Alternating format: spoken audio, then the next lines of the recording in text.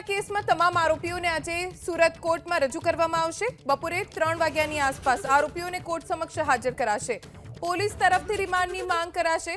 પથ્થરમારા પાછળ કોઈ સુનિયોજિત કાવતરું હતું કે નહીં તેની તપાસ કરવા રિમાન્ડ માંગવામાં આવશે। સુરત પોલીસ કમિશનરના અનુસાર જે 6 કિશોરોએ રિક્ષામાં આવી ગણેશ પંડાલ પર કર્યો હતો પથ્થરમારો તે તમામની ઉંમર 12 થી 13 વર્ષની છે। એ કિશોરો સમજી શકતા નથી કે તેઓ ધાર્મિક લાગણી દુભાવી રહ્યા છે। તેમના માતા-પિતાને બોલાવવામાં આવ્યા અને પૂછપરછ કરાઈ।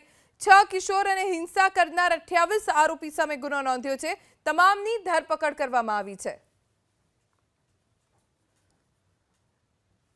આ સુનિયોજિત કાવતરું છે કે નહીં તેની આશંકા અગાઉથી જ પોલીસને હતી અને એટલે જ જ્યારે આ 6 કિશોરો ઝડપાયા ત્યારબાદ પોલીસને સ્પષ્ટ સમજાઈ ગયું હતું કે આ 6 કિશોરો માત્ર હાથો છે, તેમનો ઉપયોગ કરવામાં આવી રહ્યો છે।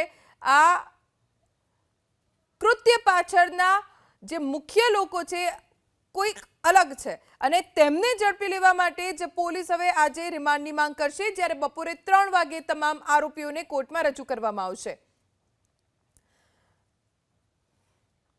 તમામ આરોપીઓના રિમાન્ડની પોલીસ કોર્ટ સમક્ષ માંગ કરશે, કારણ કે ઘણા બધા સવાલો છે જેનો જવાબ મેળવવાનો બાકી છે। રાજ્યમાં શાંતિ ડહોળાય તેવું કૃત્ય થયું છે અને એ પણ સુરતમાં। રિમાન્ડ નોટમાં પણ ઉલ્લેખ કરવામાં આવ્યો છે કે આ તમામની કાવતરું છે કે નહીં તેને લઈને પૂછપરછ કરવાની છે અને એ જ આધાર ઉપર કોર્ટમાં જ્યારે રજૂ કરવામાં આવશે આરોપીઓને ત્યારે રિમાન્ડ માંગવામાં આવશે।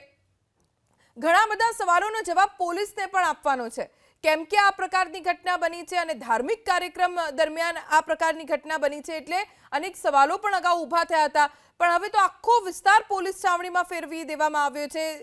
ઠેર ઠેર ફ્લેગ માર્ચ કરવામાં આવી રહી છે અને ક્યાંય કોઈ પણ ચમકલું ન થાય તેની ખાસ તકેદારી રાખવામાં આવી રહી છે।